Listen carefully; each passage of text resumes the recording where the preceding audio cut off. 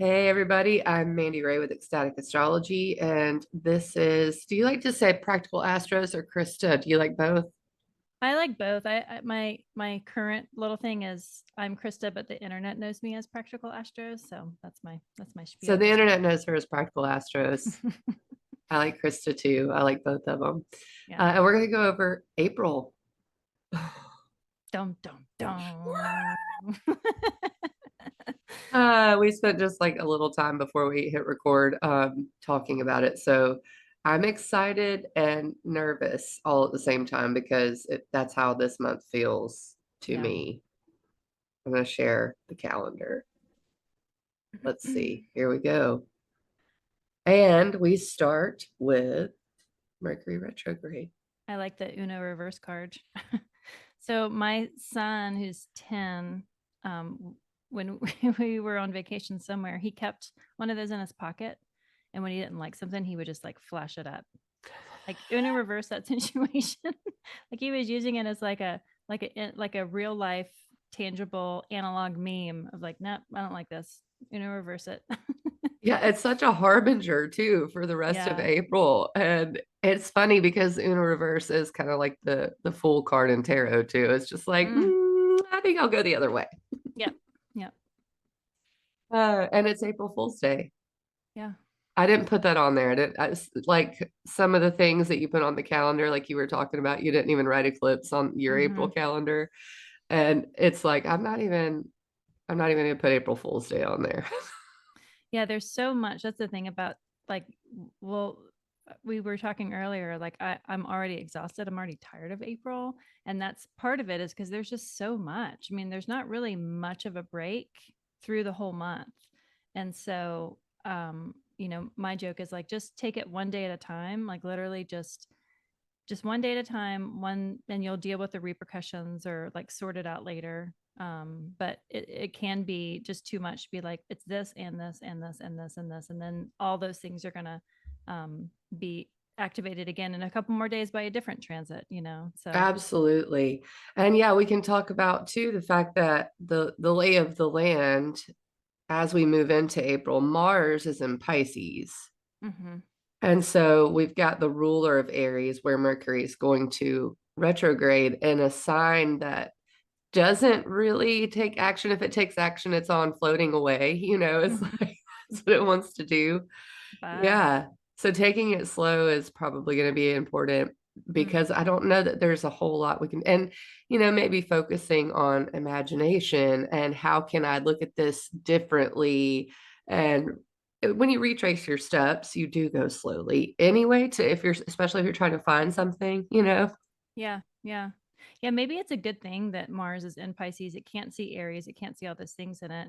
And Hellenistic astrology, we like lines of sight because then they kind of get empowered. But maybe that's like kind of a silver lining to kind of like a fire cloud, is that Mars can't really direct all the Aries stuff.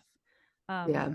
and just having that the blend of Mars and Pisces feels antithetical to each other just because Pisces does not like to kind of pinpoint and make like the symbol of Mars is that circle with that arrow pointing out, like that's definitely the way I want to go. And Pisces doesn't have that at all.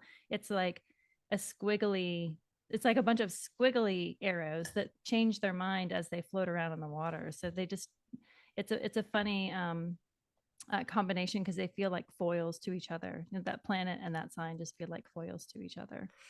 Yeah, absolutely. And I mean, you can almost feel like Mercury is still in Pisces, I think, during this Mercury retrograde for a Mm. little while with Mars in Pisces. It's just kind of like, I still don't know. And that's why I have to turn around for a minute and look back at whatever I've been doing and rethink it, maybe imagine it a little more, think outside the box. Because, Mm-hmm. yeah, I mean, Pisces being confusion and delusion really can have you turned around. So Yeah. Yeah. I mean, a Mercury goes, what, it turns around at 27 degrees or something like that. So it's already gone through air, like the majority of Aries. It kind of bulldozed through Aries. And, it's going to spend a ton of time in Aries. I think it goes into Taurus like mid May.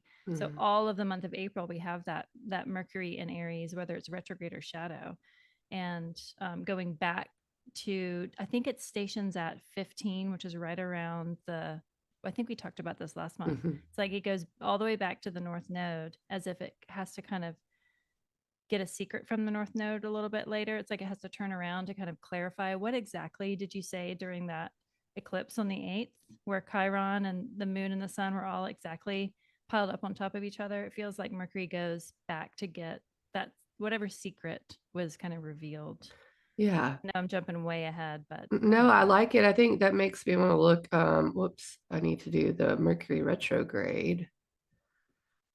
So here we go. It turns retrograde at mm, 27:13. And then, yeah, it goes all the way back to the North Node here at 15. yeah. I think it's funny. It's just got a few minutes in between it. It doesn't quite touch it. It's just like, I see you. I see you, Mm-hmm. you know? It's like those eyes. Exactly. Yeah. And, we can look at the last time Mercury conjoined the North Node. Oh, that was August 22. Well, it's Yeah, not letting me. It's that's not finding it. Mars. It's Oh, you're transiting right. Thank Mars. you. I already feel like it's Mercury retrograde. Really, really. I mean, it's been that way for me already. So here we Mm-hmm. go. March 18th was the first time. So it's Mm, going to do it three times. And I love that with a Mercury retrograde, the mm-hmm. three times. If you have anything around that degree as well or in between, it'll hit your personal point, whatever that is, three times. And I think that's significant. I don't know why that three-time retrograde with any planet really Yeah. seems like a moment that it's just like, okay, the first time I thought this, then I go back and I go, I don't know. And then it's like the Mm-hmm. resolution the third time. Yeah. Yeah. So it's interesting. It's really two with the North Node, but it stays there for a minute, just kind of like Yeah. stations on it, which is like, a moment. So yeah, I mean, if you look back to March 18th, you can think about the next time it sits at the North Node, which is April 25th. So Mm. And this was the day after, was it Sun Neptune conjunction? Yeah, the yes. St. Patrick's Day was that Sun Neptune conjunction.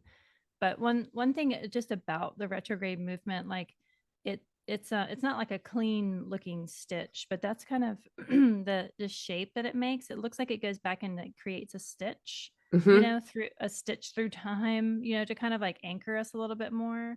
And I like thinking of Mercury being that one that goes and makes those very, very small but very securing kind of clarifications of information in a Absolutely. stitch pattern. It It's also does. his exaltation degree, which always cracks me up whenever they like put their foot on a stone of like, that's mine, that's where I'm going to turn around. Mercury loves that very middle point because he likes to go between worlds, so it's an easy one to remember. It's like Mercury likes 15. That's like the very middle of the sign. Ah, that's so cool. That's really cool. And the stitch, I was looking for my graphic. I have one and it really does. I actually Mm-hmm. never picked up on the stitch part for some reason, but you really Yeah. brought that out for me. So I love it. And yeah, so that's the whole month of Mercury retrograde. You can just kind of, that's going to color all of April. And that's why when we first went into this, started with it. So Yeah. the next big thing is Venus moving into Aries. And I have a heart warrior on my calendar because Venus gets what Venus wants, but is that like the best thing for Venus? That's Mm. why it doesn't operate as well in Aries, but does it? Yeah, I mean, if you think Venus exalts in the sign prior, so imagine like you were the guest of honor and everybody brought everything you wanted or didn't even realize you wanted, and you kind of left kind of really high on your horse because you got everything. And she like gets doused in fire in Aries. I like Venus in Aries. I like the fire. I like the I like that she's not at home and that she kind of just is freed from the shackles of what's expected of her, like in Libra. But in thinking about this, I was talking about this yesterday with some other astro friends, and what really came to me is the empowerment of the feminine, of the yin, and maybe we're going to really need to call on that. And that's why she's here this month in Aries, of really activating that inner yin fire, which looks different than yang fire. But maybe we're going to have to pull on that. So maybe just the themes of, I mean, women, like as a mom, as you're a mom, we don't need anybody to tell us that we're awesome, because we know it.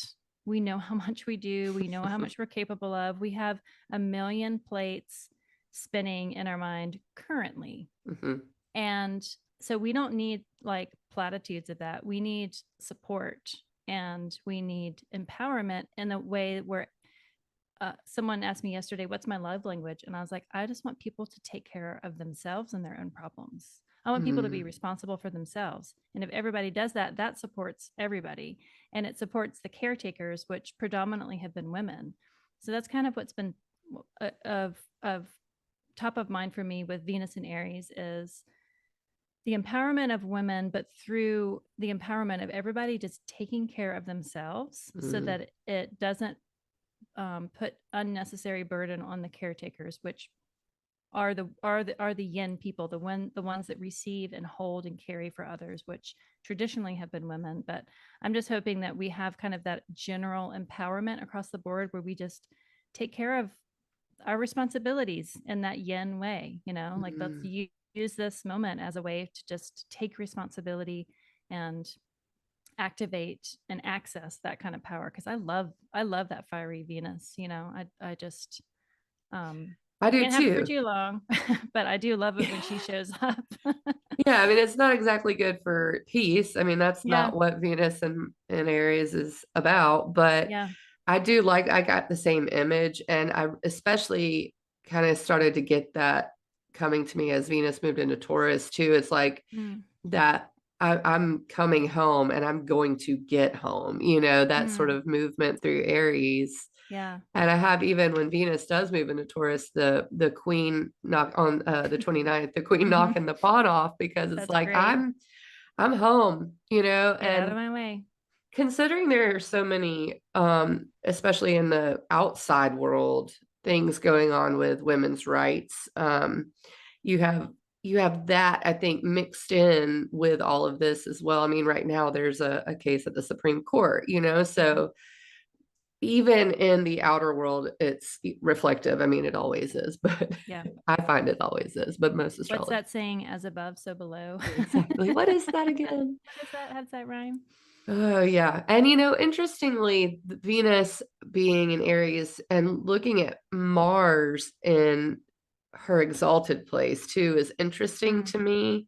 mm-hmm. It's almost as if because they do start to, when they both come home at the end of the month, and they do, um, Mars moving into Aries and Venus being in Taurus, it's almost as if, even though they don't work together, when they're both at home, it does work so well. Yeah. I feel like, and they may be exchanging messages at this point. I think Venus just Mm, moved through Pisces. Mars is moving through Pisces now, and it's given me a little bit of a Joan of Arc kind of mm, feel, mm-hmm. even though they're not technically cooperating.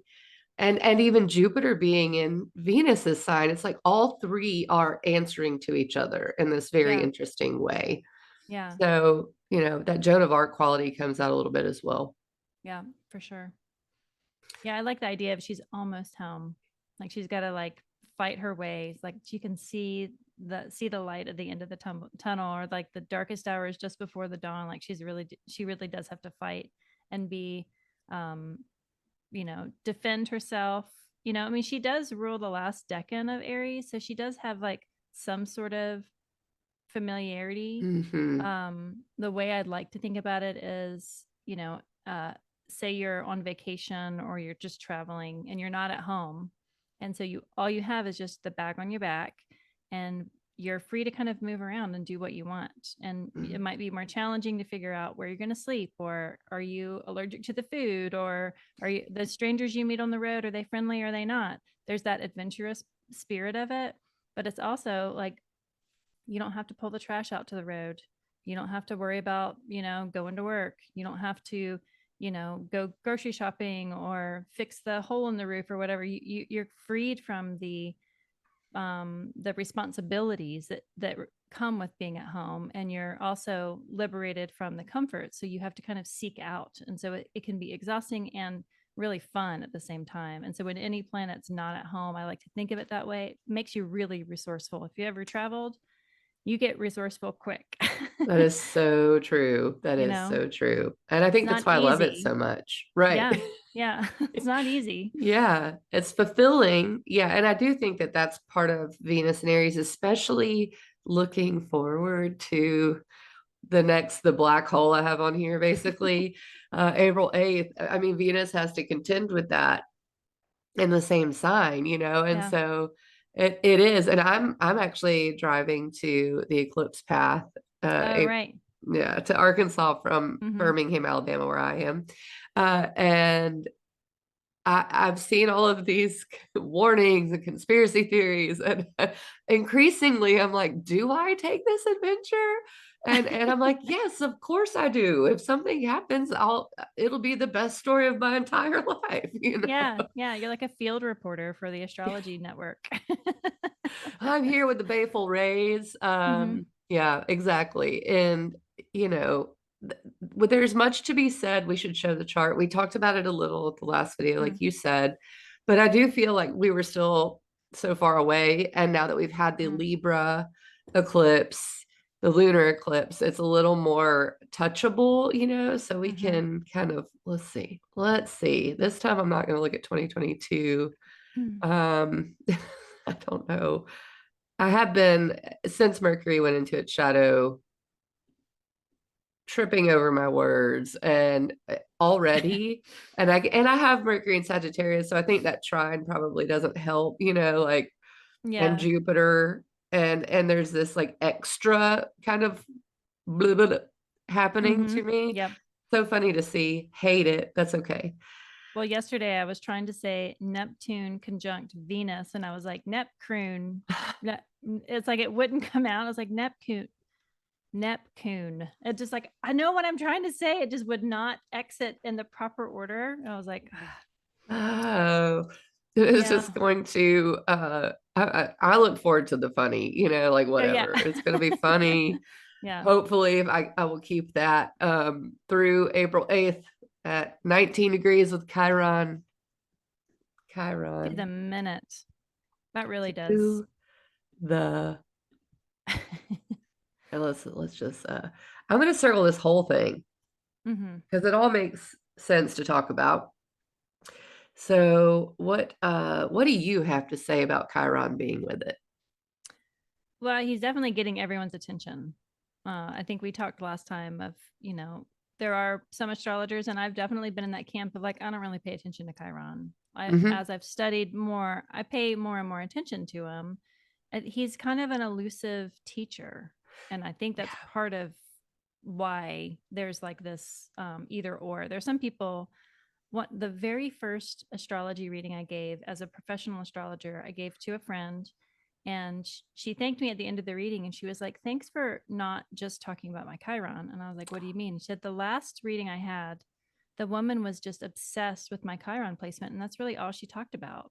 And I was like, well, you came to the right one, because I don't really pay attention to Chiron. Oh But yeah. then I took that of like my approach and that other astrologer's approach is neither perfect, because Yeah. you really just need to talk to the client, and whatever is sparkly and shiny of the reading, it's kind of like, that's what I need, even if I don't exactly know what I'm going to say, and I'm drawn to it. And so Chiron here is that reminder of when anything happens at that exact minute, it's to get our attention of like, hey, Mm. pay attention to me. And the fact that the eclipse is happening with Chiron to that very minute, it feels like, okay, you've got my attention. What does it mean? Now, my delineation of that, I don't know. I think that as we are all experiencing it together, maybe it is some sort of collective understanding of, um, again, the empowerment word keeps coming up because it's Aries, of like, it's at the exaltation degree of Aries at 19. So it's like the sun is exalted, in its sign at the degree. Usually when the sun is there in the eclipse, it has something to do with leaders, like this the planet that sees us all. And so maybe it's some sort of healing related to the leaders that we choose, and thinking about the leaders that we choose. Is this the death of a leader? Maybe. Is this just a collective healing around our choices of empowerment? Those are kind of like my Mad Lib answer for this eclipse. But I know that you work with Chiron a lot more than I do, so I'm curious to hear what you think. I think the biggest time I work with Chiron is when I find that it's returning. So people Mm, at 50 is probably when I do focus on mm-hmm. it most, Yeah. like you said, because when it returns, it seems like a significant moment, but I don't necessarily, I like the placement to understand a little bit of what we might hold as a wound. And I think Mm, that's incredibly helpful for for empowerment, for taking your mm-hmm. power back there. And it does seem to me like there is a little bit of that in this, but the healing portion of it comes through a lot more, I think, Mm, than anything. And I was reading the Sabian symbol for it, and it's overcoming crisis through compassion is pretty mm, much the idea. mm-hmm. It's a young girl feeding birds in the winter is the Oh, I love that. Sabian That's symbol. sweet.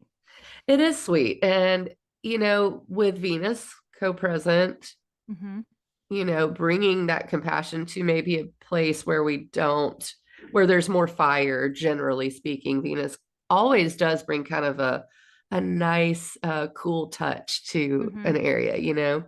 So that with Chiron, I think there is that there, but usually when Chiron's involved, there's a pinprick first. There's a Mm, wincing moment. Like if you have to heal a cut, well, you have to clean it. And that mm-hmm. doesn't necessarily always feel great. So I do think of that there, like what is the thing that's going to maybe not feel great that causes us to understand that we have to have compassion and Aries for ourselves, for our identities, for who we are, for what we desire, for what we Mm-hmm. want. And then the Mars Saturn conjunction Yeah. being Applying.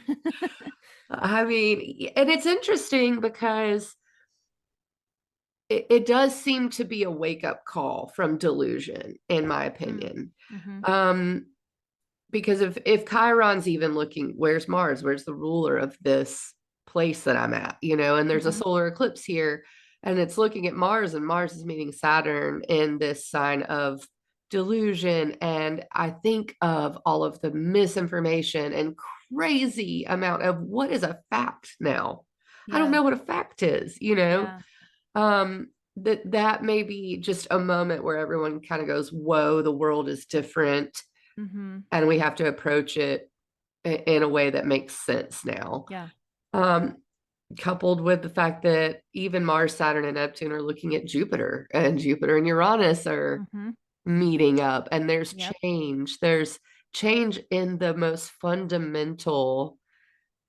I mean, fixed Earth is the most fixed you can get. Yeah. So it's Yeah. like, I was thinking about the word to realize feels like a Taurian word. It's like mm, to make real, to put into to form that we can experience. mhm. And we'll talk about the Jupiter Uranus conjunction, but it's already pretty close. And to have that conjunction in that fixed Earth sign, it does feel like it will be a tangible, real, fundamental cracking open shift, even if it's just a person being born that day that Yeah, fundamentally changes us, that we won't see, but will be like a very pivotal character in all of human history, or in enough human history to make a tangible, visible difference. But yeah, Mars approaching Saturn at that moment. Venus is just at the under the beams, like by 2 minutes. So I kind of mm, feel like she's just the tips of her toes are starting to be a little singed, but she's still, far enough away where she's able to witness that. Um, just being so fiery and all that stuff, and fire. It's mm. on the moon's day, in the middle of the day. I mean, I'm expecting it to just be a clear news story. Not, I Yeah. don't, I'm not gonna wager good or bad because, I'm not. It It's feels impossible for this moment. it is, and it also feels gross, It honestly, to be does. like to be a harbinger of doom, because it could be something amazing. But usually eclipses get your attention, and a solar eclipse at the exaltation degree Mhm. and sign, it's kind of like with Chiron, it's like it's going to be loud. And one thing Nick Dagan Best, astrologer, talks about this month being kind of the beginning of this century, like Yeah. the astrology of this month really being pivotal and change. And it feels like it really does start with the eclipse, but most potently at that Jupiter Uranus conjunction of like, these are one thing, there is no regrets, Coyote, no return going forward from this moment on. Hmm. um, and it does feel like that the first doorway of no re-entry is this eclipse moment. Yeah. And I had a dream about a key opening the Mm, moon during the lunar eclipse. And someone brought up that Chiron looks like a key. And mm-hmm, I was like, wow, what is unlocking? And the generation that's turning 50 with their Chiron return mm-hmm, has this happening on their Chiron. And are there any 50-year-olds in high political office? Maybe one or two, like, mm-hmm, and this kind of maybe coming forth of that generation a little bit, like, oh gosh, we have to wake up and do something, mm-hmm. it does feel like, yeah, the beginning of a century, a wake up call, and then the Mercury retrograde on top of all of it. It just feels like Mercury is icing the cake a little bit, like it's Yeah, crazy, and it's a red velvet cake. I called it the Mercury retrograde is the kindling of the dumpster fire that is Aries. Or Beautiful. that is April. Sorry, yeah, it's like he is just ever present, and he's just like keeping it all, just keeping that fire going. Yeah, this is the looky loo. This is also like you see a wreck and you have to look at it, and then this Mercury gets out and goes over to it. Like, Yeah, yeah, I gotta see this, yeah, it's funny, and we will be, I think, witnessing. And like you said, who knows? I could throw out so many different possible. I know that what's going on in the news right now, and it's like, oh, okay, yeah, you're right. Take it a day at a time. yeah. One day at a time, All one step right. in front of the other.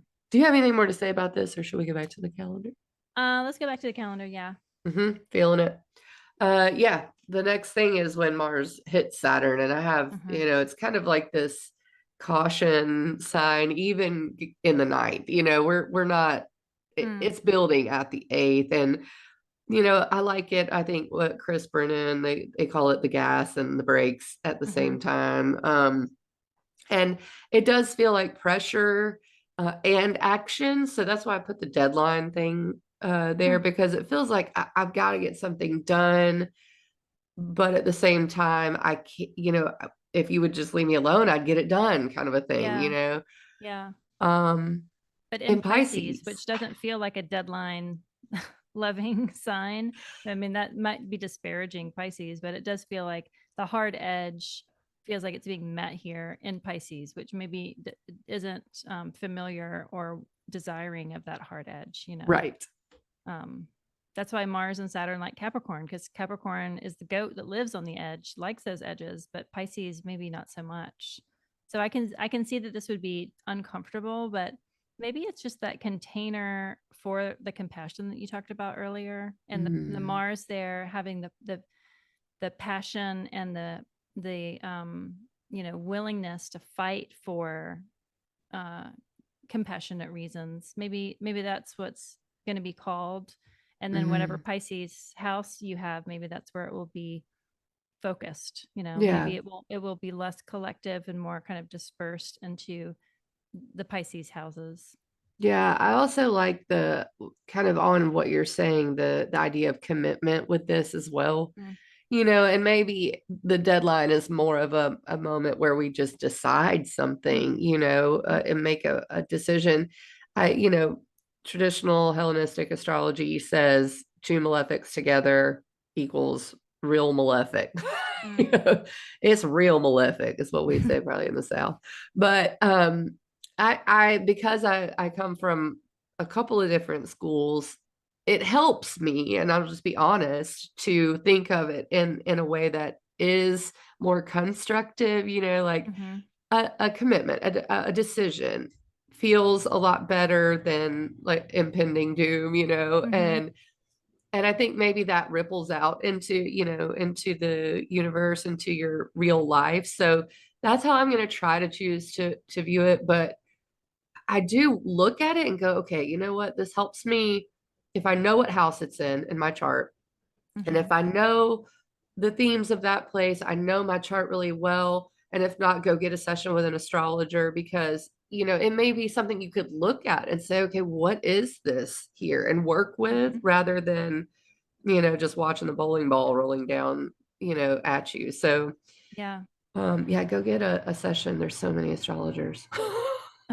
There's enough for everybody out there. Exactly. Having had Saturn transits where I've physically felt them, like you've had teeth issues lately, like I felt, and I have very small sinuses, so I get sinus infections really quickly, but I had a Saturn transit station on my IC and go back to my south node and station, and then go back over it. And while it was in between those two, like my upper teeth hurt.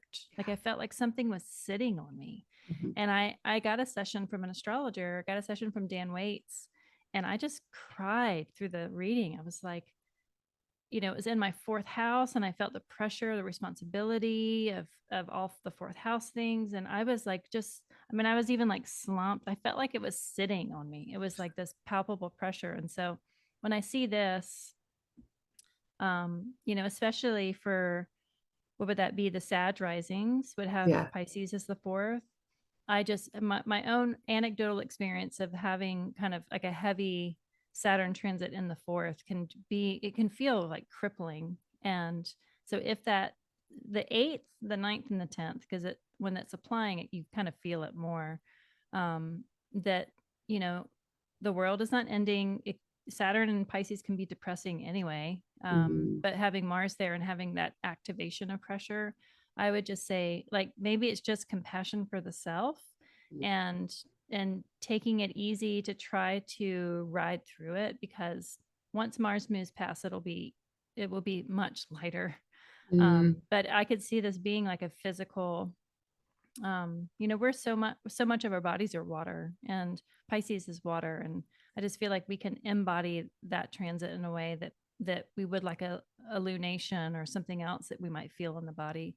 So if I would hazard any warning, it's that day might just be just really tough, and to be compassionate for yourself, to just, you know, maybe you'll feel energized, maybe you'll have that passion to really put frameworks around things and channel energy. But if you aren't feeling that, if that Wednesday just sucks, like, just wait. Yes. It's not gonna be forever. Just have that compassion for yourself and for your kids and those around you, that everyone's going to be kind of experiencing this. That's very true. And if you have anything, it's at 14 degrees. So if you have Mm-hmm. anything around those degrees of a mutable sign, especially, it's, Yeah. going to be square, conjunct, opposite. So have compassion for yourself and other people. Like, I've experienced trines that are not necessarily fun, so, Mm-hmm. um, and this will be my moon is 19 degrees Pisces. So, I mean, it's almost there. We'll see what happens, but yeah, the allergies have been terrible for me lately, Yeah. and the teeth thing, and I have Saturn at 9 Scorpio, so it was a Saturn Mm. trine when I busted my front teeth out. In case the whole wide world doesn't know yet, I'm telling them I Yeah. busted my teeth out during a Saturn trine. But funny enough, I wasn't really happy with those teeth, so I'm getting some good. Yeah. And like Saturn, like when you fix something through in a Saturnine way, it usually lasts a long time. So hopefully you'll have these teeth for a very long time. Yes, I hope so too. So the next Okay. day, the Kazemi, I say that the best thing about retrogrades is that we get a Kazemi. I mean, like, we don't get a Kazemi usually until there's a retrograde. I mean, there are definitely other circumstances of that, but that's usually the best part, is that we get that Kazemi of Mm. Mercury. So Completely agree. That's why it's a, sometimes known as a message from the king. That's why I got the Mhm. wax seal there because, something, especially being that it's happening in areas where the solar eclipse is, there's hopefully something comes through as an aha moment. That's kind of what Mm. I like Kazimis for aha moments. Like, oh yeah, that's the Mhm. thing that I've been trying to figure out, or something like that. So, what is that degree? I also like on your calendar you have dragons. So I'm wearing my dragon dress. In Chinese astrology, April is the dragon month. And this is Yeah, dragon year. So it's a very, and we've got the eclipses, we have the nodes here in Aries and Libra. So it's a very dragon energy. yeah, it I is. think I think it's like the fourth or the fifth is when their month starts. So but That makes sense. And the North Node being known as the head of the dragon and the solar eclipse being with the mhm, North Node, it does speak to how what a voracious appetite this mhm. month has, and dragons, do. It's so funny that the North Node to me is known as, having a voracious appetite because I don't think I ever imagined a dragon eating until I heard that. I Oh was yeah. like, dragons eat. Yeah, that's right. They do. Yeah. So, people. Yeah. Yeah. So I dream a lot. I've always had a pretty active dream and dream life, and I dream about dragons a lot. And usually when I dream about dragons, I don't see them. I see their shadow on the ground, and I realize that they're above me, or I'm seeing the flames on either side of my head as I'm being consumed by the dragon. I mean, dragons are that's like the peak. So I practice lucid dreaming, and it's definitely a practice of like getting to that point and kind of working within the dream world. But even in like slightly lucid, like somewhat aware dreams, if I have dragon, it'll be so exciting it wakes me up. So it's like I do the practice to kind of calm me down, and I'll kind of float down and get into a building to get away from the dragon, and he'll become smaller so he can chase me more. But dragons are not to be trifled with for sure. And Absolutely. they like barbecued humans. They don't just chomp them. They burn them first and then they eat them. At least in my Yeah. my dream experience, that's what happens to me. So Yeah, um you gotta get them tasty first. yeah, yeah. Get them blackened, seasoned. I love it. But yeah, I love the dragon image that you chose for the back of the calendar because it's appropriate. Absolutely. And yeah, and your dress, it is. And even further on into the month, I just feel that dragon energy really coming through, really, really, really, in Yeah, so many ways. yeah. Um, Well, let me so can we see. talk about the new moon just for a little bit? So, a lot of Yes. people will use real basic lunations for intentions and manifestations. So, with new moons, I love a new moon. Um, but do you use new moon eclipses for moments of seed planting? Because, the idea of eclipses of big things become small, like, leaders dying or Mhm. if resigning or whatever, but then small things become great. So, how do you use the eclipses, particularly with new moon and full moons, if you do kind of new moon magic, full moon magic? Yeah, I think I light a candle every time. And I think my intention is just to be in the presence of it. Mm-hmm. Um, it's going to be interesting watching it and not being at home this Mm-hmm. time because but it's not so much that I use it or practice through it. It's more like I hold space for Mm-hmm. what might come in and reverence. I think that's the word. That's where I Mm-hmm. really like to be during a solar eclipse. And if I saw the 2017 one, and it reverence is really all you can manage when you see them. Yeah. So I think that stuck with me. And so that's how I've treated, even ones we can't see, just with Mm-hmm. extreme reverence, paying attention as well, Yeah. watching, um, And I trying think not to be too busy. Mhm. the ones that you do witness yourself, I do feel like do speak to you more personally. So the fact that you're choosing to travel to see it with your own eyes, that in itself is an intention. It's like Yes. you want to see this. And even if you don't have anything beyond that, it's like you want to be there to witness it. Because I do feel like wherever the path crosses, so this eclipse path crosses all over the US, and it makes that cross pattern from the prior one. So it's highlighting the United States, at least in its path, compared to the one prior. And so if you see images of, with the solar eclipse, the moon kind of moves in front of the sun, creating that corona so that we can kind of see the edge of the sun. And then it makes those beautiful lunar shadows on the ground. But then if you look at like a satellite image of the Earth during an eclipse, there's a shadow. The moon is like casting this shadow and moving. Yeah. So it's like that shadow is going to be, down to Durango and through Texas and Arkansas and Indiana, and then through the Great Lakes, and then the Northeast. And you're going to Arkansas, so you'll be really Yes, close to kind of that cross pattern. But I will. yeah, I And the think New Madrid fault line is right here. In fact, it mm, goes through New Madrid. wow. So that's crazy to me. The New Hmm. Madrid fault line is the only really eastern, especially southern kind of earthquake zone. Mm-hmm. And it's been really bad before. There was a 1919 earthquake in Alabama that damaged buildings and stuff. So Wow. I look at that and I think about the 1800s and Tecumseh's curse, which is a thing. Hmm. Um, it was a Native American chief, and he predicted an eclipse and an earthquake, and Hmm. it was the New Madrid that happened. Wow. And I think his brother was a prophet and watched the lunations, watched eclipses, knew that they were likely to maybe set off earthquakes. But there was a moment where I think everyone respected this chief so much they thought he was a god because Hmm. he said the sky will turn black. And I think it was just, all kinds of things. Yeah. Something to read up on. But I think about that and I think about what was going on and how we have similar things to, say, for instance, the Civil War, Mm-hmm. going on right now, with Neptune, and little bitty bits of time and how it all rhymes and how it's going to be this time and the pieces Hmm. of the puzzle that are all going to be put in.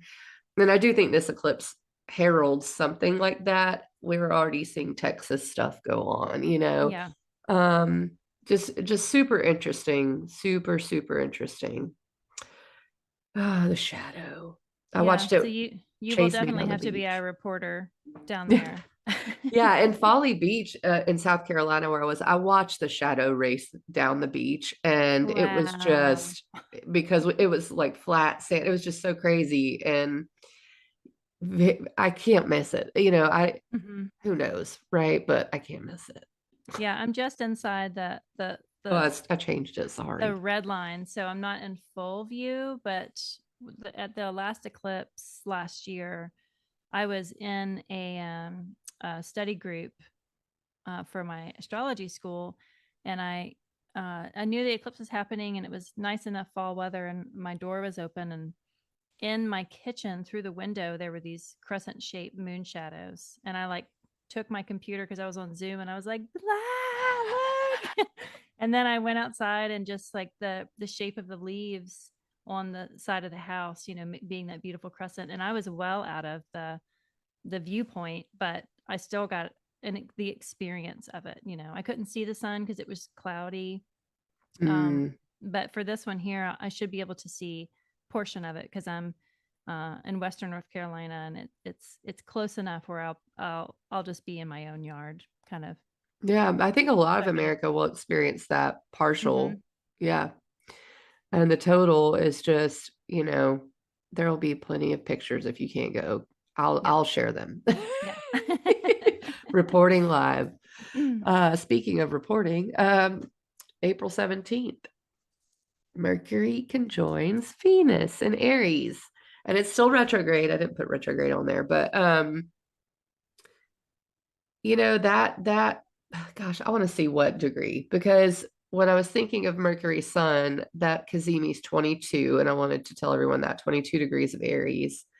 Well, yeah, and Um, that week after the Kazemi, we have 5 days of no major events. So just yes, that alone, I mean, there's Mercury is still retrograde, and Mars and Saturn are still together in Pisces, and uh Jupiter and Uranus are still kind of getting closer together and all that. But it's like the only break is that one little 5 day period. that's true. The moon goes from, let's see, what's the last one? The 11th, the Kazemi. So it goes from Taurus all the way, it goes through Gemini on the 12th and 13th, Cancer on the 14th and 15th, and then the 16th, Leo Hmm. through the 18th, if So anyone wants to know. it's trining that Mercury Venus. Yeah. That's right, Leo. Yeah, so Mercury Venus with retrograde is interesting to me, and it's at 17 degrees. Mm. So the exact conjunction, the moon's in Virgo at that point, which I do find interesting. So the Hmm. day before the conjunction, it's trining, and then as it goes into the conjunction, the moon's in a Mercury sign, and it's really Mm-hmm. interesting to me that there's that going on. Um, Getting a good look at your heart, I think, is a good sort Mm-hmm. of imagery for this. I have the text bubbles because it does seem like there might be some discussions had on that day about Mm-hmm. things in your life, especially within relationships. That's a Venus thing. Mm. Um, about the space you might need because Venus is in Aries. So, Yeah. things like that. That's what I get anyway. Yeah. Yeah. Yeah. That sounds great. It's Just kind of like a brief moment. Yeah. the text bubble, like communication, that feels appropriate just for that day. And I know. And then the 19th, we have the sun moving into Taurus, which yay. I like that. mm-hmm. And I like that, and this is a good transition into the 20th Jupiter Uranus conjunction because Mars will sextile the almost Ah, exact conjunction on the 19th as it goes into the conjunction. So Mars and Pisces sextile that. So I'll just bring up the chart for these 2 days because I feel like yeah. that's going to be, I know you have a lot to say, and there's just a lot of juicy goodness in these transits. Mm-hmm. um, yeah, so there's Mars 21. Um, and Nice. it looks like, so I have the 17th. I may have that date wrong. The Mercury Venus conjunction, maybe. And this is, look, I'm not gonna make myself feel guilty because because I got the date wrong. It is not 17 on the 17th. It's It's 17 on the the 19th. That's a Mercury retrograde thing. yeah. Luckily, I can That still was change it. astrology in action. Yeah. So on the 19th. Okay. On the But 19th, the same the day, same day. Mars is Wow. sextile Jupiter and Uranus. Yes, exactly. Yeah, sorry about that, guys. I'll fix it. So, do you want to tackle Jupiter Uranus and then we can talk about why I think the day before Mars sextile might be significant? Yeah, so just I mean, if you listen to any astrology podcast or YouTube or conversation at all, this is the big shebang. And the reasoning, as I understand it, is Jupiter is big. He's the big boy in the universe, right? He gathers things together, he expands things that are close, and he's bigger because he kind of um collects things around him, and he puts it into order, and he's just he's the greater benefic. So he, his orbit um he's a day chart, he's the day ruler, or I'm totally chomping my words because I'm like so excited about this. Jupiter is like, he's the big party planet, but he's also the planet of order and great beneficence, and he finds his joy in the 11th house of like the collective. And he exalts in Cancer, which is like the mom kind of taking everything and making it right for everybody. Like he has so many jobs, but his whole theme is bringing together. And because he brings things together, he just represents like the greater things. He's the greater benefic. He's the big planet in the sky. He's not like a wish giver. You know, a lot of people like try to manifest good Jupiter moments because they just want him to give them things. He's not really like that. I mean, he does bestow great gifts. Like he finds his joy in the 11th, which is the house of hopes and dreams. Like we dream big, you know, because Jupiter likes to be up there. So if we just think in grand terms of Jupiter itself, but then Jupiter's in Taurus, which is the tangible, very pragmatic, earthy, Venusian, earth goddess sign that is Taurus. It's like, okay, well, big things in that earthy sense. So Mm. it's like just a plethora or a cornucopia of physical, tangible, realized good things. Feels like Jupiter and Taurus. But then you have Uranus there, who is kind of a chaos maker, is a disruptor. He uh you know, I both Jupiter and Uranus have that lightning bolt element to them, like Jupiter as Zeus, you know, like wielding the lightning bolt. You know, there's a famous Uranus transit when an astrologer a long time ago, you know, was following Uranus and his house got struck by lightning and burned down. And like that to me is like a Uranus moment of like that lightning bolt idea, lightning bolt striking your house and burning it down. It's like the thing that cracks you open that in the moment might feel malefic, but in the grander sense is usually the breakthrough that you needed to get all of the other good things. So if Mm. you combine, like you have a big mason jar and you combine two different forms of lightning in an earthy sense and shake it up, that's kind of like what's going to happen.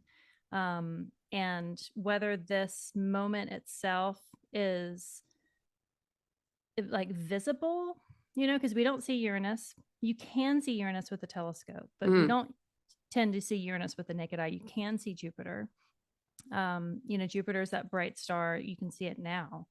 And, uh, you know, when those two come together, it signifies just great things cracking open and being transformative in a realized sign like the fixed earth that is Taurus. So like Steve Jobs has this placement in his chart. If you think about somebody that's being born on this moment, because we have to remember we were all born at a transit. That Like makes it just so much happens to sense be, too. yeah, yeah. And like so this could just be somebody's born this day that goes on to change the world in a very realized way. But I am expecting something big, Yeah. and I want it to be beneficial. I want it to be for the collective. I want it to be grand. It's going to speak to my chart very specifically. So I think that's why I'm enjoying like thinking about this. My plan for this day is I have one thing scheduled with my friend Terry, who's over in Scotland. So we're going to do like a little tarot meetup. And then I'm just going to hang out my yard and I'm going to plant flowers and take it easy and meditate and lay in the sun and do yoga and just be in the presence because I'm expecting some sort of message to come through Mm. and just carving out that day. It's a Saturday, just carving out that day of just taking it easy to be in a very still place, to be in that meditative space and that meditative mind to receive the lightning bolt ideas. That's kind of my general plan. Um, but I feel like it's the one transit that I feel like I undersell it, even though it feels hyperbolic of what I'm talking about, because it does just seem so fantastical. Those two together, of all the planets, like those are the ones that are getting together at that very specific degree. I'm excited for it, and I feel like there will definitely be no return after this, whether we realize it that day or not. Mm. I'm hoping that I do have some sort of personal message come through because of the placement, and then also the fact that okay, well we have that stuff in Pisces, we have the stuff in Aries, the sun has just moved in. I love that the moon is just in Virgo, being able to witness it before it moves out. Because when Sun Pluto square the next day, the moon isn't visible. So poor Sun can't see both of her rulers at that point. But in this day, the moon is at least bearing witness, almost like the moon slowed down to be like, what's going to happen? You Yeah. know? So that's my overexcited anticipation for nothing specific because I have no idea, but I feel like it'll be Yeah. It'll be in a tangible form. That's really the only prediction I can think. Whether it's the farm protest that's happening over in France feels like this. Hmm. But this is the beginning of the planting season for most of the US. Like we really don't put tomatoes out until Mother's Day, up here in the mountains. But, you know, further south, like you're planting stuff now. So it just feels like the beginning of a season and hopefully for the best. Another thing I will say is, with Uranus there and Venus ruled sign of Taurus, I wonder about um, advances in medical treatment, Hmm. something that we talked about yesterday with my friend Janessa. And, is it 3D printing organs so that we don't have to wait for cadavers to be organ donors? Is it some sort of breakthrough to be able to get all of the thousands of people off organ donor lists to get off dialysis and get off these treatments so that they can get sped up treatment so they can live longer? I mean, like this is the kind of transit that discovery could happen under. And so Hmm. for the benefit of all, I feel like that, like I would love for something like that to kind of come to form, to be realized. Oh, yeah. That's a great. I've had that thought about Uranus and Taurus and also Pluto in Aquarius. I mean, both of Mm-hmm. those things, yeah, absolutely. Medical Yeah. advances. I think it's interesting too that it answers to Venus, who, it's interesting being in Aries there. I like that Mm-hmm. the day before Venus and Mercury meet up, now that I've got the date right. And I think that that's also significant. The spread really is significant because, Taurus, Venus rules Taurus, Aries, Mars rules Aries. Mars is in Pisces. Pisces is ruled by Jupiter traditionally. So it goes Mm-hmm. back and it becomes this very focused on these three signs in your chart. And I think that is significant because everyone can kind of, not that you ignore where the moon is or ignore where Pluto is, but everything's in these three signs. Mm-hmm. You can see what's going on in your life pretty clearly if you just look at these three Yeah. houses here.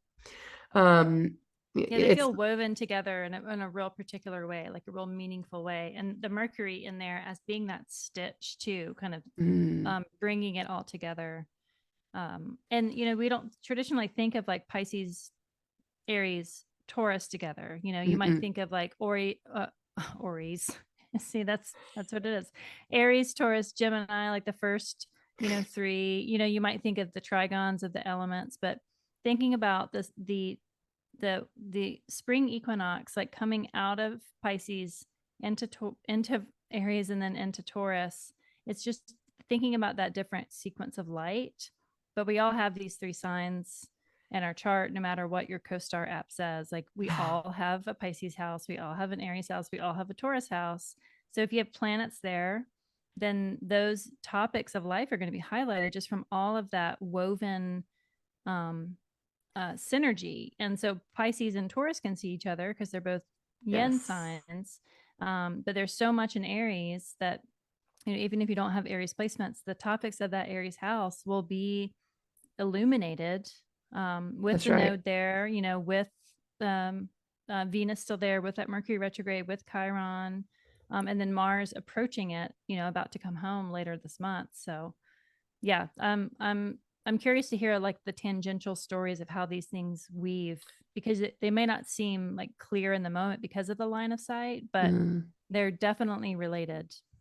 Yeah, and it's activating all modalities, Mm-hmm. so really everyone will be Yeah. experiencing this in some way because we all have a mutable, a cardinal, or a fixed sign, it's something, Yeah. generally speaking. So, and then, yeah, even the fact that, like you said, Pisces sees Taurus, so Mars will be sextile the same day Mm-hmm. as Mercury, Venus. That was earlier in the day though, but Mercury and Venus come together at 17. And that seems significant too. I mean, Mars being action and Mm. Pisces, but the nature of Uranus being revolutionary and innovative and the nature of Pisces being imagination and dream Hmm. world, I do feel like there is something about Mars and Pisces that's less lost at this moment and more Hmm. like, you know, clued in to Yeah. something, maybe intuition wise, you know.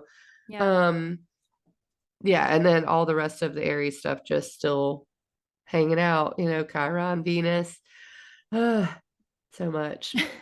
And I do think the Earth is a good, solid, predictive kind of thing for this moment. Like, what is it with our um like fossil fuels, Mm. material earth things, shipping, Hmm. commerce, because Taurus is economy, it's money, it's assets, and you have to think of it that way. Yeah. Values being a thing. What is our value? What Mm. do I value?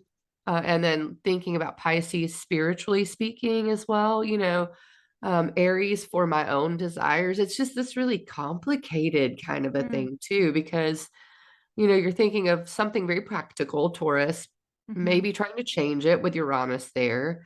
You're thinking of something very active and action oriented, Aries, and something very spiritual and mystical. And it's just very complicated to mix all three of those things. Yeah. And maybe it And there, won't be. well, and so one thing I wonder is, all the crypto dudes out there, are they looking at this moment as being like the pinnacle of Bitcoin? But if you think about these three houses, they're all kind of like huddling up, deciding things. They're like they've got like secret messengers to kind of tie everything together. But then later on in the year, they're going to spread out. Mars is going to get into Aries. Yeah. All that stuff's going to go into Gemini, and then it's going to be implemented. All the stuff coming into Taurus will be implemented. So it just feels like this huddle, like in football, you huddle to have the plan, and then you all spread out and do your own thing. So it again, it might be those seeds of I like the idea of fi- compassionately fueled dream Yeah. with the Pisces element and Mars, seeing you know the planet of hopes and dreams, Jupiter, in a Mm. practical sign to make real. I like that idea, but yeah, like they feel like they're clustered, but then they're going to spread out, and all of these messages, it's going to be like disseminated through the rest of the year because April's so busy. I don't feel Hmm. like we're going to have time to even kind of reconcile it in April. Like we're going to spend May hopefully laying in our hammocks in the sun, kind of like, how is that actually going to work? That was a Yeah. good idea. How do I make that happen? Yeah. Yeah, absolutely. And if anything, because some people will see jumps at the time. It's so funny how different people experience this. You'll have people who it definitely, sowed a seed that Mm, sprouts, and then some people will be going through the moment in that time, mm, and you'll see that, and it'll be represented to you, and maybe a story you hear about someone else, and it's also happening in your life. It just hasn't been, it hasn't come to fruition yet, but it already yeah. has. You just don't know it, and there's all these really interesting things that come up at this time. So I'm interested to see, what people are actually going to be, actually having a life change in the moment, and Hmm. which people you can trace it back to that moment when Yeah. they do, Yeah. you know. Yeah. It's such a cool, interesting time. It's interesting. Another reminder to just write things down, journal it. You don't know, like it might seem insignificant, especially at that eclipse day and this Mm. day. Like write it down, Mhm. just write it down and date it so you know exactly when you wrote it down. Absolutely, especially with Mercury retrograde. Another thing I think about is the power grid. I think about stuff like Mm. that and the solar Hmm. flares we've been having lately. So many possibilities. So get your surfboard out. And in fact, I have a little alien on a surfboard here. Love him. Love him. And he's doing the transition thing. I Yeah. switched the calendar really quick. I deleted that thing. So embarrassed about that. So surfboard is a good idea. Waves, Mm. earthquakes, maybe not literally, but definitely at some point. Something shaky with Uranus. I mean, as much as it's probably Yeah. not going to be, it doesn't have to be bad shaky. It's just be ready for it, Um, and then the Jupiter Uranus conjunction, to have the chameleon, because it does feel a little bit like a change that is so fundamental, you look differently, Mhm. like almost like that. Yeah, Uh, earthquake for that day, just in the symbolic or archetypal sense of an earthquake. It's like in the moment, it's scary, things are cracking open. Um, but it doesn't have to necessarily stay broken, no, and it like releases pressure. yeah, yeah, yeah. So like Taurus is the seventh house. If you have Scorpio rising, Taurus is the seventh house. Is this a breakthrough in relationship? If you're um Aries rising is this Taurus in your money house, kind of a breakthrough in that money and like that shift and like being fired from a job that you hate, but then being able to be freed to follow your passion, having that Mars sextile it and like really fueling it. So it's like in the moment, losing your job sucks, Yeah, but then you are free to then pursue and climb kind of that next mountain. So exactly. I like earthquake for that moment as a lot. Yeah, yeah, yeah. It's a good visual in your mind's eye. Mm. Mm-hmm. And then the next day, the 21st, we have Sun square Pluto, Sun in Taurus. So from that same area, it's kind of continual because Mm-hmm. I can see that square being such tension with Pluto, such power and such change and such. It's the fist. I mean, that's kind of what I get from that is, you know, oh no, and this is going to be, I'm just going to give out like a crazy, crazy thing that would never happen so that we can just, for Yes, I instance, love crazy things. Jupiter conjunct Uranus, the Mississippi River dried up. That would never Mm. happen, right? I mean, maybe an earthquake happens, the Mississippi drains. I don't know. Yeah. But the Sun square Pluto, we've got to figure something out. And Mm-hmm. it's basically like that. And Pluto being in Aquarius, such a it's almost a global sign. It is Mm. the bird's eye view, and the sun in Taurus that, okay, what about my garden? What about my stuff? And how Mm. do I reconcile that in that moment, I think. Mm-hmm. And it's the first opening square. So, as the sun moves through the year, it'll oppose Pluto. It'll do a third quarter square. It'll come back and conjoin it. And watching those moments is really good. I mean, I think looking at world events, Pluto is a good indicator. I don't Mm-hmm. often use Pluto a whole lot, but exact moments. Um, so I think, maybe I think we're likely to see something that whole entire weekend if we're looking at news stories and things like that. Yeah. Maybe even Thursday, Friday, Saturday, Sunday. It's going to be a very I'm going to avoid saying interesting again because I've Uh, said it like 800 times. I have to go to the thesaurus.com to like look at different words. I'm tired of saying this one word. And I've been writing about the decans a lot more. And so I've been using thesaurus a lot. I've been like, I'm sick of my words because I know what I'm trying to say, but my vocabulary needs a breakthrough. But I was gonna just speak about, Sun square Pluto. So last year when Pluto had moved into Aquarius, we had a Sun square Pluto, right? Because it Maybe. happened, I Yeah. think it was my my solar return in May had Pluto in Aquarius, so it must have crossed. Can you look that up from Mm-hmm. last year and just to Absolutely. see when that was? Because so with Pluto in Aquarius, it's going to be there for the next 20 years, right? So we're going to have these Yeah. squares. We'll have the opposition for Leo Sun. We'll have the square with Taurus and Scorpio suns, Yeah. and um, that in itself feels like it's like a challenging thing to then overcome. But when I think of Aquarius, I think of the star card in Tarot, and it's a woman who has one foot in the water and one foot on the ground. So she's connected in that emotional, intuitive sense, and then she's holding a vessel that's pouring water. So it's the water bearer. It's the connection between the gods and human. And so Aquarius is the vessel or the container for that communication, that knowing, that intuition. So what is it about Pluto as such a powerful planet? Mm. Very, very small, unassuming planet that is just like diamond forged. He's so like condensed. And so his power is very particular. And to have have the of all the planets, have the sun squaring Pluto feels like two very powerful things squaring each other. Yeah. And what is it about the touch point of Aquarius being that star channel for, it's like straight up information from the gods? Like, what are they trying to make you, what are they hitting you over the head with, trying to make you pay attention to? What kind of, if you're not paying attention to the signals, the small little Plutonian omens that they're dropping, they're going to like slap you in the face with it. That's so true. And having that square, we're going to have that square for like 20 times. So Yeah. it, like something that we're going to have to go through and like get better at as we go through these transits. So um Especially in these early degrees, with it mhm. being so the first one, you're right, was April 20th of last year, and it was a new moon. Mm, So that was interesting to kind of look at and go, oh wow, that was a really big opening, mhm. you know. And That was now the we've first got, one. yes, and now we've got this one, April. So almost a year ago from this date exactly, it was April 20th last year. Now it's April 21st. So Mhm.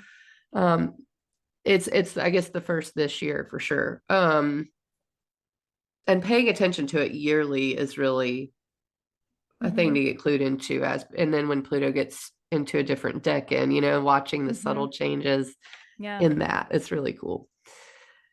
But I agree with everything you said, and I really like what you said about it being diamond forged and so Mm, condensed. Pluto yeah. energy feels a lot like that to me as well.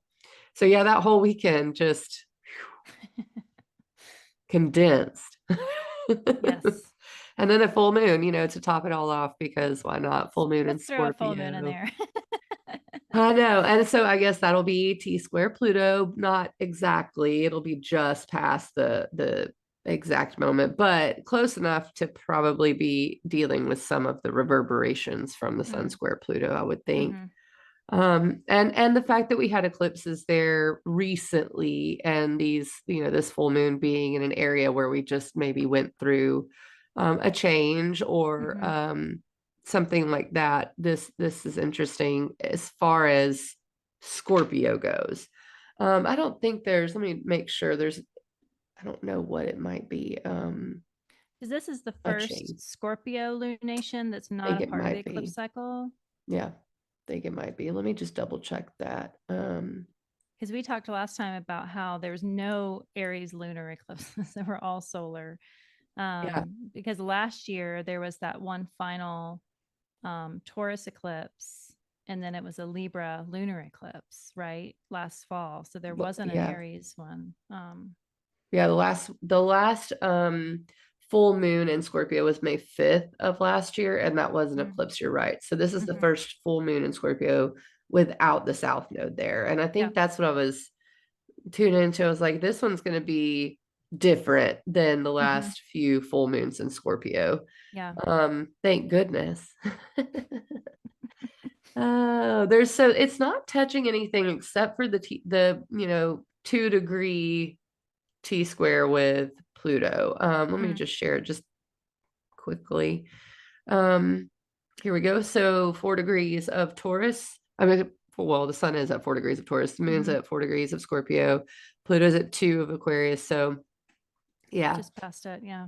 hmm So I guess that's really, it's kind of making itself known. Pluto is like, hey, I'm here. Let me just be the only thing that touches this full moon. Yeah. Yeah. Mars is getting closer to Neptune, and that's significant because Mars rules Scorpio traditionally. So Hmm. there is a mystical sense, and I got that feeling. It feels a little mystical, being water, having Mars close to Neptune. Um, I know Scorpio gets, kind of sometimes a bad rap for being, dark and deep, and, power, and it can kind of be a little too dark sometimes. I think the water element with Scorpio is really significant. So to have the full moon in water with Mars and Neptune together just feels like, if you were going to do magic, it's probably a good time to do it, even though Venus is Hmm. in Aries, something like that. Yeah. Yeah. Let Yeah. me I like a Scorpio moon, just in general. Mm-hmm. The moon is exalted in Taurus, so on the opposing sign, it's fallen in Scorpio, Mm-hmm. and that just means it's like it has to work hard. Yeah. And I just appreciate a hard working planet. So when the moon is there, it really does work hard, but it can work hard in that magical sense. I mean, I don't think that there's one sign that's more magical than the other. If there was in a practical sense, I would think it would be Virgo, Mm-hmm. honestly. Yeah. But Scorpio, they have a bad rap of being dark, but they're just it's a Mars, a yin Mars sign. So it has that internal fire, that internal passion. And it's where the moon falls. So it's like the most goth of all of them. It But is. I mean, it's not necessarily I mean, Capricorn is the more realized, like dark sign, as opposed to Scorpio. Scorpio has capacity to go to depths that I think the rest of us would just balk at. Like Yes. Scorpio will just go there, and they want to see the bottom, they want to see the full picture. And so a full moon in Scorpio is like the moon is reflecting the maximum amount of light. And so with a Scorpio energy, with that, it's like illuminating all of the dark corners. And some people don't like to look at that. I Mm-hmm. think that's why they get a bad rap of like they're willing to shine light, and deep sea dive into the dark depths of our psyches, and they're comfortable doing that, and they're capable of surviving. It's almost like those divers that train, that can breathe underwater for Mm-hmm. longer periods of time, those pearl divers. Like that's Scorpio. They're capable of going to those depths and returning, where the rest of us would die, from what is it, the bubbles in the brain from like Oh, the bins. the Yeah. bends. Yeah. Like Scorpio just has that capacity. And so with a full moon in Scorpio, we all get to experience like, what does that capacity look like for us? Um, yeah, That's a I'm beautiful way partial of to putting it. a Scorpio moon, just because I just see how hard that they have to work. Yeah. Absolutely. And they do. And you're right. It is someone not afraid of things like the taboo, or, Hmm. if Taurus is the rock, Scorpio is what's underneath the rock. I It's love the that. bugs and Yeah. which are essential. And, sometimes it's nice to turn the rock over and look at what's Hmm. underneath it. And some people are scared of it. So Yeah. it very much is. And I think that's why, especially in pop astrology, sun sign astrology, you hear, "Oh, you're a Scorpio," like Hmm. all of those things. It really does kind of wear on me sometimes. So that's why I'm like, yes, I know the moon's fallen there, but I agree. I'm partial to it because it can. I mean, if you want to talk about loyalty, that's Scorpio. So yes, the moon has fallen, maybe because of the loyalty, maybe because of Mm. the fact that they want to go deep with people, and it hurts, it hurts to be separated from something that you are that connected with. Some people would say obsession, Hmm. goes with Scorpio, and it definitely does. So the full moon there, square Pluto, has the potential to be a little wonky, maybe. Mm. Defiant. That's kind of how it feels. It's like Yeah, the sun in Taurus, Pluto and Aquarius, and the moon in Scorpio. Like those three. I mean, there's nothing in Leo because they would join the party if we invited them. Like for they're all sure. very defiant because their job is to sustain light. And when they're in a square with each other, they're just kind of at odds with each other. So but you learn so much from being like faced with things, and there's no way around it. You are more fortified when you overcome them. One last analogy for Scorpio I like to think of is the compost pile. Like you have that rich black earth that is from the decayed bodies of all of your soups and salad greens. And you get to have good compost, you have to till it up, and you have to have different sources of fuel, and it has to have time, and it has to sit, and it has to grow into becoming that black gold, and then you get to grow new things out of it. And Scorpio, it's like the compost pile doesn't always have life in it. Like I usually get avocado trees out of mine just because the avocado pits take off. But you take that and then you get to grow beautiful flowers in the Taurus part, but you get that because of that rich, decayed part of that cycle. It's like the balsamic moon phase is like that Scorpio energy to me. For It's like sure. it's necessary. Decay and death are necessary, because without it, then life would be endless and not really celebrated, because we need to have that foil. So, um, Hmm. Yeah, yeah, that's a great analogy. And especially the fact that the last full moon in Scorpio had the south node. It's like we probably did a lot of tilling recently in yeah, that area, you know, yeah, and a lot of kind of churning up the pile. And so this is like when you kind of put your shovel down and, you know, taking a look at it and you're like, mm-hmm, okay, is it good enough? Did I do it good yeah, enough? You know? yeah, I love it. I like this full moon. I'm not it does feel a little bit like maybe a mini Halloween in the middle of April, but yeah, it feels yeah, good. Um yeah, and the fact that Mercury's going slow right then as well. Mercury it starts to mm-hmm, slow down because it goes direct in Aries on the 25th. And Mars being kind of the thing, you know, even with a full moon in Scorpio, you know, there's all this mm, Aries going on, and a full yeah, moon in Scorpio. Mars is like a super focus right now, you know. mm-hmm. And Mercury is the thing. I found my little the thread. Oh, nice. Yeah. Yeah, that's kind of where we're at, is this point right here in the calendar, and it's April 25th. So we reached it March 18th with the north or the south, no, the north node, Mm, and retrograded at 27 April 1st, and then we've made it all the way to April 25th. So it's mm-hmm. that last turning bend of the stitch before you pull Yeah. out, you know. Yeah.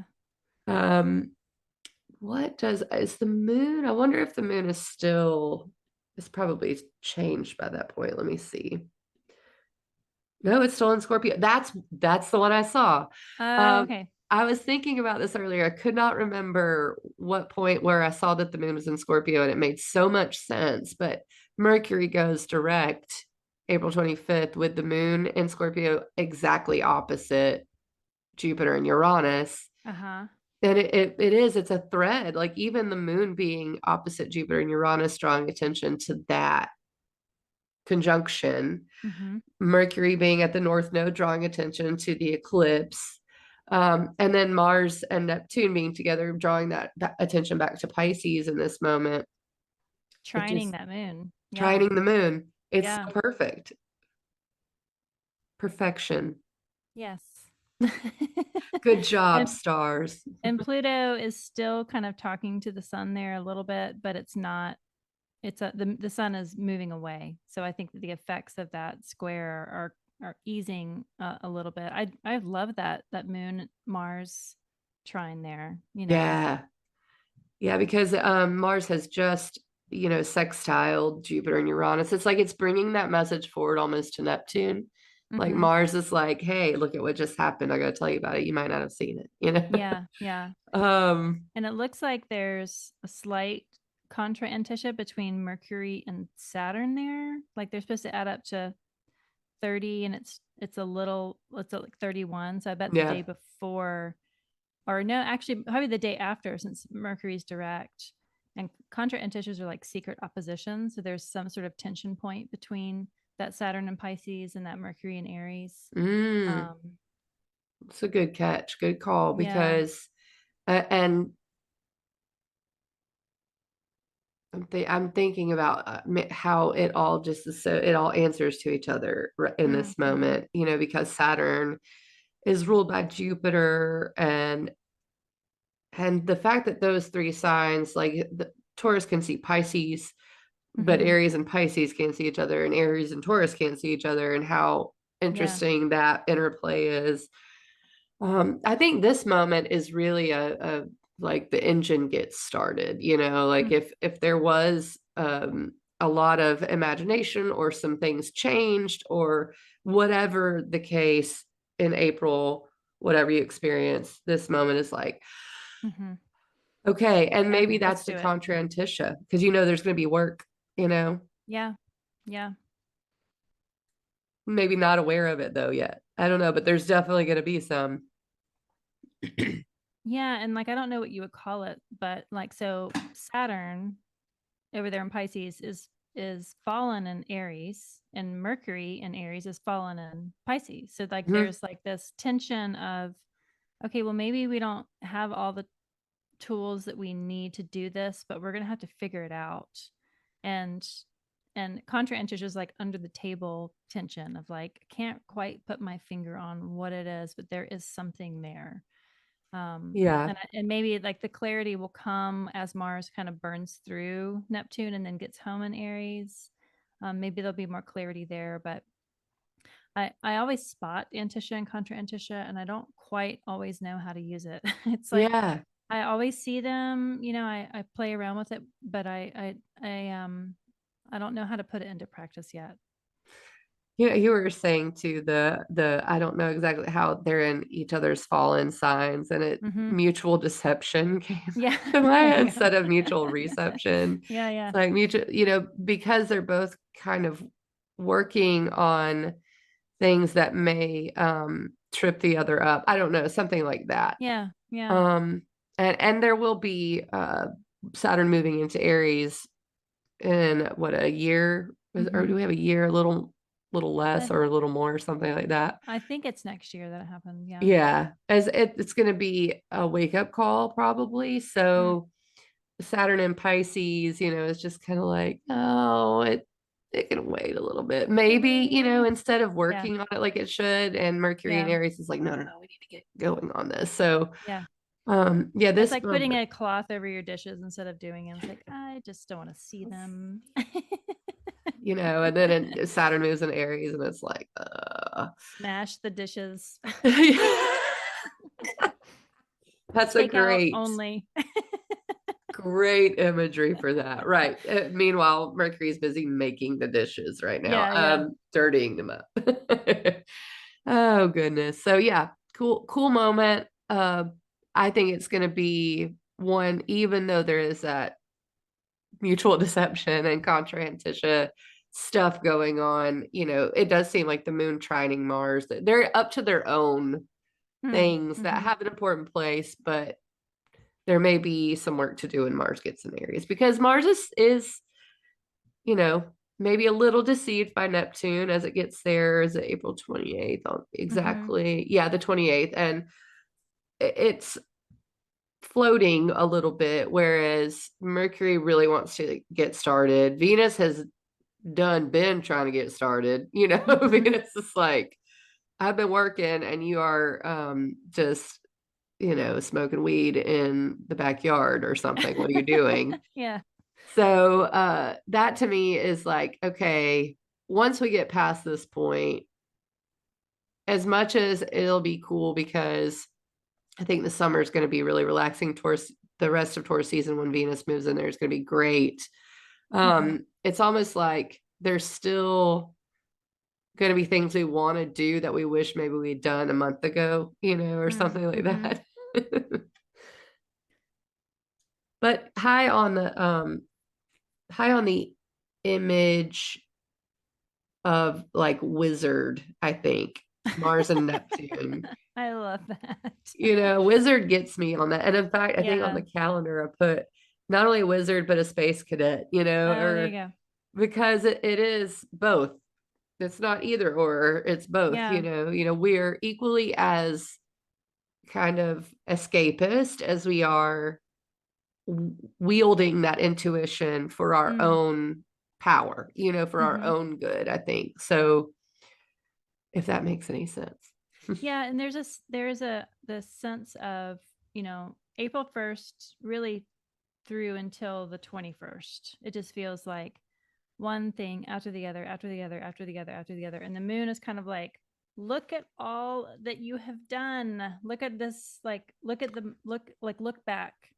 Venus is like a reflective like planet, right? And Venus rules Taurus. So once we're in Taurus, it's be like, let's kind of consider all of this mess that we've made, all of the changes that we had.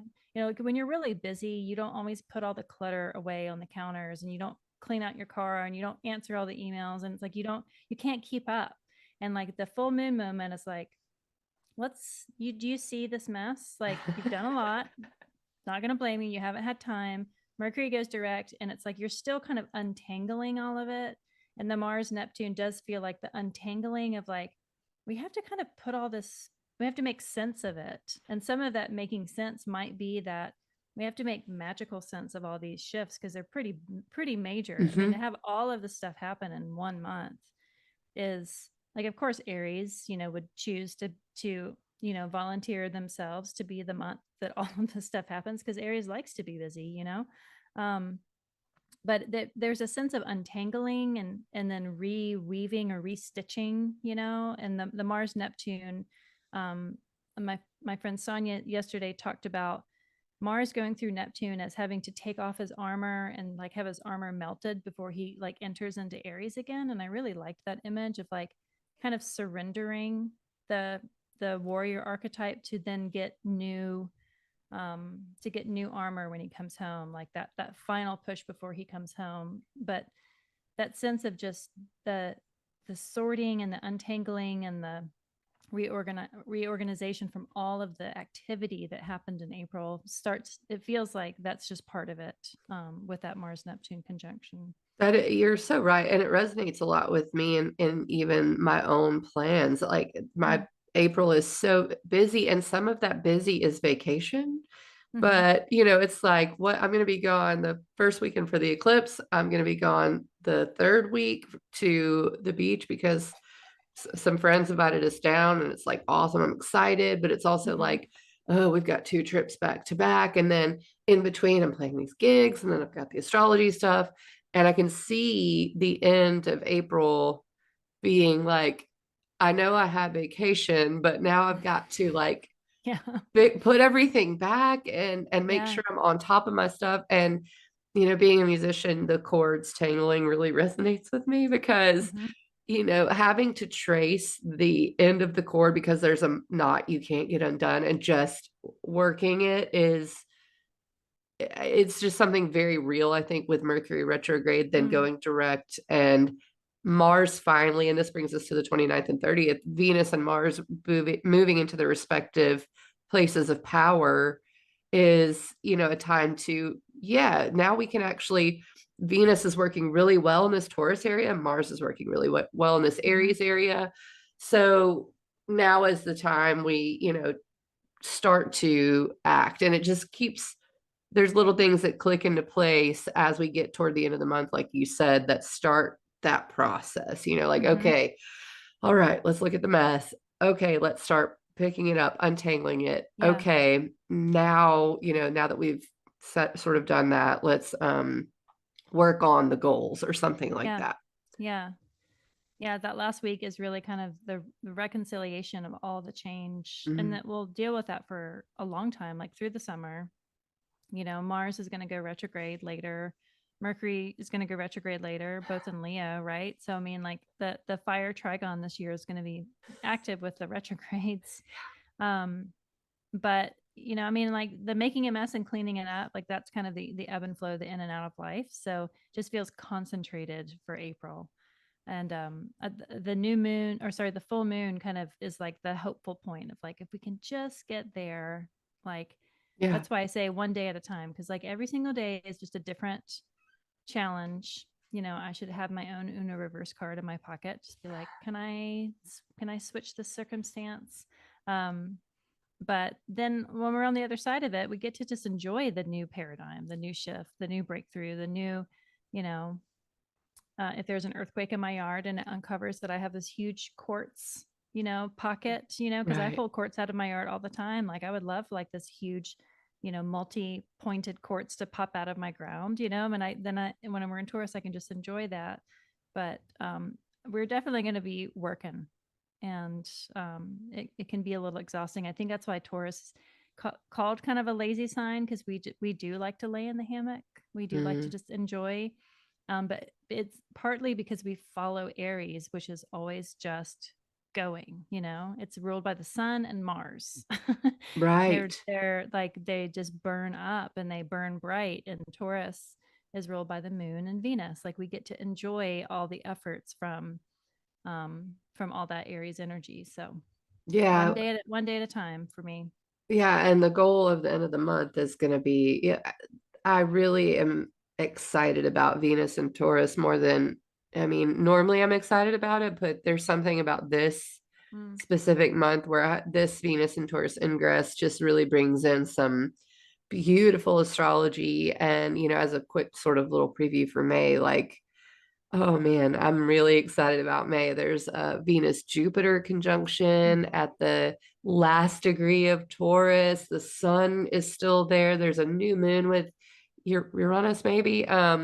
Just really, really beautiful yeah. things that make all of the work in April and all of the perhaps stress, confusion, whatever it is that you're feeling, shock, awe, all of the Mm-hmm. things like, okay, it was either worth it or it's working out or Right.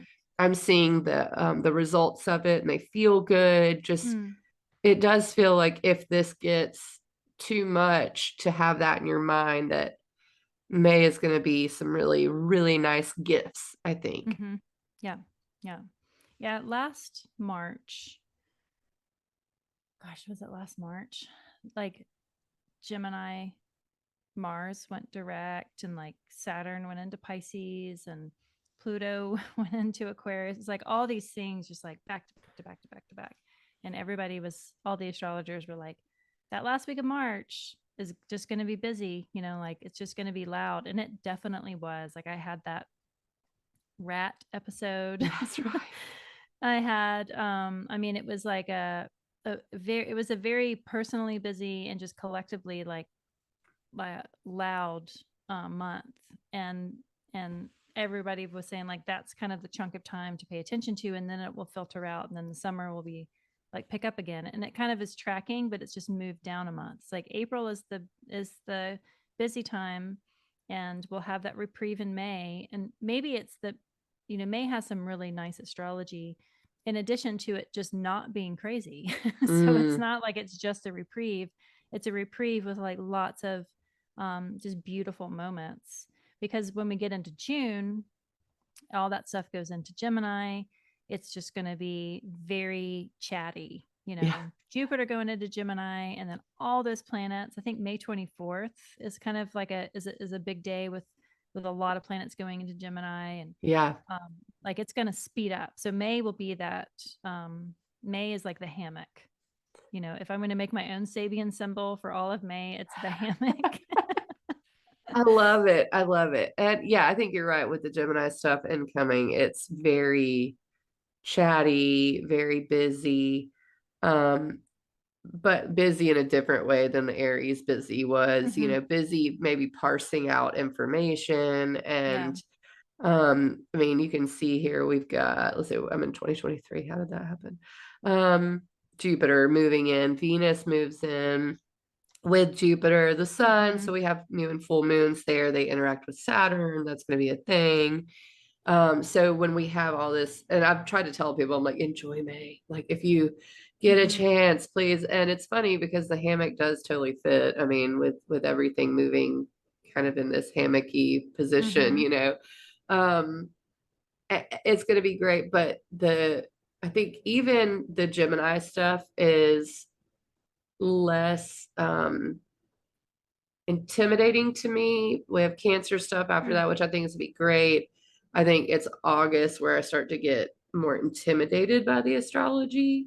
Well, just look at like the spread of planets is like that's kind of the norm. It's like you have it all over the place compared to now, where it's just all huddled up in Yeah, that Pisces, Aries, Taurus. Like this is kind of like usual sign. Like you'll, as an astrologer, you'll have those people come in and you look at their chart and you're like, whoa, it's like all in Capricorn, Aquarius, or it's all here. You'll see those. It's just like a bunch of tiny little lines. If you have the aspects showing of like it's all concentrated, those are rare. They don't last that long. right. Um, and so this, it's like, well, at least it'll be spaced out, For you sure. know? Yeah, the mutables are gonna get kind of, bounced around this time. Mutable signs are gonna have a thing Mm, with August and September. So it's just yeah. a little preview here. This preview is why we're saying April probably isn't going to be, honestly, I don't think it's going to be as stressful as August and September, even with the big Mm, eclipse. It's a mm-hmm. lot of things happening for us maybe, Mm, rather than, all the outside information flying around, election year stuff. Like this is mm-hmm. more like for our personal lives in Yeah. a way, whereas that feels less. And maybe that's because it's Saturn and there's Virgo and there's Gemini. It's just all over the place. Mm-hmm. But this moment, however weird, stressful, exciting, whatever you are having in April, it is for you. I think that's with an Yeah. Aries flair, like that is Mm-hmm. you. It's for you, it's for your values, Taurus. Pisces, yeah, it's more of a collective sign, but it's your subconscious. That you couldn't get any more you than your subconscious. Mm-hmm. So um that being said, enjoy May. Right. Enjoy May, enjoy even June, even July, August. I guess even late July with the Mars Uranus conjunction gets me a little Mm, bit too. So mm-hmm. it starts kicking up. So this summer is like it's giving me super summer vibes early on, like Yeah. real awesome summer vibes, which I really, Yeah. really like. And that part of it makes me, I mean, we both sort of live in the South. I'm more South than you, but I would still call North Carolina South. So Yeah. um the heat here kicks up a little earlier Mm-hmm. than some of the northern states. And so I'm already getting some of that. I have little plums on my plum tree and little Mm-hmm. blueberry bushes. And so I'm like, yeah, maybe this early beach trip will be a good thing, even though it's April 20th. You know, it's So going to be you're going to a, be on the ocean during that conjunction moment? yeah, I don't think there's many tsunamis in the Gulf that have ever been recorded. Yeah. No. Then maybe there'll be like some like wild like bull shark Yeah. migration that you'll see, you know. Yeah, yeah, Because we do absolutely. have those in the Gulf. Yes, and stingrays can kind of huddle up in the waves, and it's really cool the way they will surf the waves and you can seed them when Mm-hmm. the wave moves. So really good kind of Uranus, Jupiter sort of surfing the waves thing. Even Yeah. though I know it's not a water sign, I just get that kind of wiggly Mm. imagery, about the Mm-hmm. Jupiter Uranus conjunction. And man, that's what has made April such a hot spot for me since maybe 2 years ago. I think I've Mm. looked, into this, and it reminds me so much of the Capricorn eclipses Mm-hmm. in December 2019 and what was going on with that. And there's so many reverberations from that and 2021 when Jupiter and Saturn came together at the beginning of Mm-hmm. Aquarius, just like Pluto just ingressed Aquarius. And so it's a little bit of a reverberation, and that's why it feels more personal. That Capricorn felt very outer world. It is, Yeah. I can't do anything about it. I mean, Structures, it's like authority. mhm. Yeah. Yeah. And this Aries stuff is like me, who Mm-hmm. am I? What do I want to be doing? And where do I want to go? What do I want to do with my energy? What is directing me in my value system, even, Mm-hmm. in my, consciousness. So I've been looking at this for a long time as a moment where everyone kind of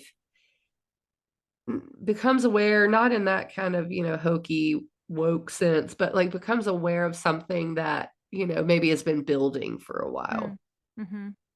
Yeah, the thing that kind of filters up for me is, you know, having lots of Taurus in my chart.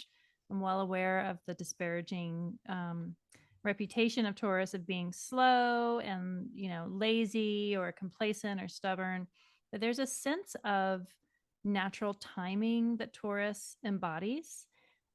If you've had a child before going through labor, even if like even a C-section, every child kind of has its own sense of timing.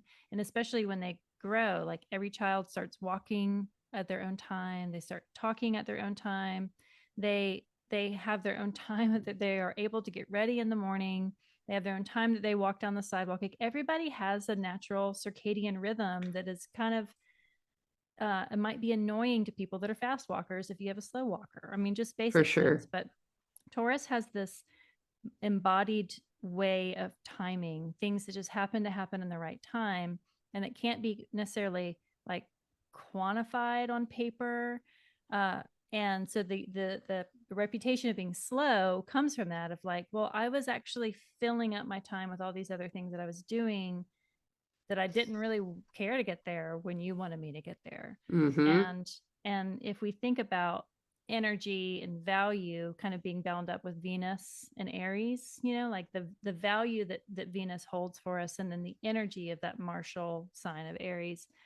And to me, I think of like the value of time is so potent.